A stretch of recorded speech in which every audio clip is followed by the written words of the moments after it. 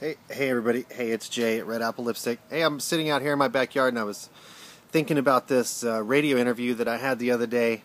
And me and the radio host were talking about paraben, which is, the chemical preservative put into cosmetics to make it last longer while it sits on a shelf waiting for you to buy it. And we were talking about its links to breast cancer that have emerged over the last 30 years, all the research that's come out from Dr. Darbre and all of those types of people who have been studying paraben's effects on the body now for quite some time. And she had callers call in. This was an interesting radio show where she had people call in and talk to me over the telephone.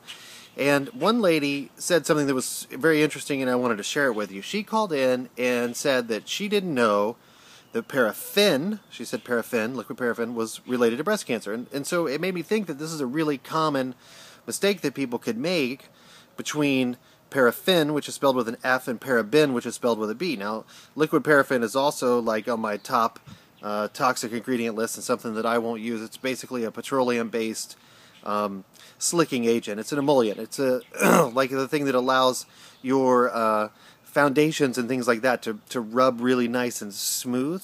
A lot of foundations are based on a liquid paraffin like base, and then they just add colorants and fragrances to it and things like that. But pretty much the base formula is all the same. When you see liquid paraffin as one of the very beginning, that's just basically a petroleum product. But that's very different than paraben, even though they sound similar. Paraben is that, again, like I said, that chemical preservative that's placed into makeup so that it doesn't grow bacteria and microbes anywhere near as fast. And of course, this is important if you're a person who has makeup made in China, or Taiwan, or someplace like that where there's a long cycle between the time the makeup is actually made and the time the makeup arrives here. You have to think about the life cycle of a piece of common cosmetic, especially the more inexpensive it is, the more likely this is going to be the case.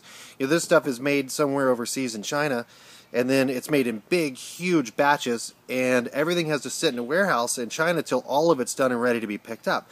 Then a truck has to pick that makeup up and then take it all the way to a dock somewhere, along the ocean, where it's then loaded into a container where it sits in the sun, it sits outside, inside a container, and then that container is eventually lifted and put on top of a boat. You've seen these big boats that carry this stuff over.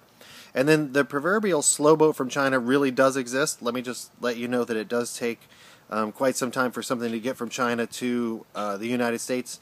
And then once it arrives here, it's still got to go through customs. So it gets offloaded onto another dock. It's where it sits in the sun until a customs agent finally clears that container, which can take a month, 2 months, 3 months, 4 months, sometimes 6 months. And then from there, that container is unloaded into trucks. That truck is then going to take that load of makeup to one central warehouse in the United States, where that manufacturer is now going to distribute it to smaller regional warehouses, 5 or 6 warehouses around the United States. And then from there, it's going to be sold to a drugstore. And then the drugstore is going to take all of that makeup and they're going to move it to their regional warehouses.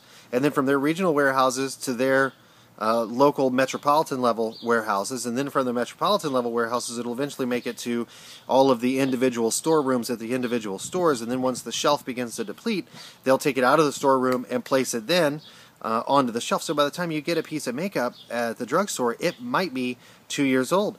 I mean, the life cycle, it takes a long time for that stuff. That's something that's different about how we do it when we make it here.